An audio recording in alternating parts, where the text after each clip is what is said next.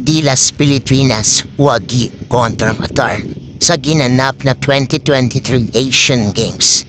So ngayon mga boss, tuloy na nga ang pinadapaan nitong Gilas ang Team Qatar matapos ibaon sa 39 points na kalamangan at matapos ang laro sa score na 41-80. Samantala pinangunahan ito si CJ Perez na merong 12 points, 4 rebounds, 3 assists, 3 steals, and 1 block. Sumunod naman dyan si Junmar Fajardo na merong 12 points, 3 rebounds, 1 steals, and 1 block. At sumunod sa kanya si Kako Tana na merong 11 points, 2 rebounds, 1 assist, and 2 steals.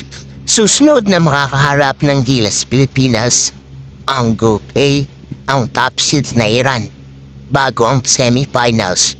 At kung sakaring pala rin mga boss ay susunod nilang makakalaban ang China. So kung matatandaan natin mga boss, natalo nga ang Gilas sa Jordan. Na kung saan mga boss no, kung ang nangyari is ang nanalo ay Gilas Pilipinas, yung laban kontra Jordan ay ang makakaharap agad ng Gilas Pilipinas ay ang itong Team China. Subalit ang nangyari nga ay natalo tayo sa Jordan kaya ang kinaharap natin ay itong Team Qatar. So ayun mga boss, kung sakaling manalo ang Gilas sa Iran ay susunod na kakalabanin natin ay ang itong China. So kung isipin natin mga boss, isa ito sa mga pinakamalakas na team ngayon.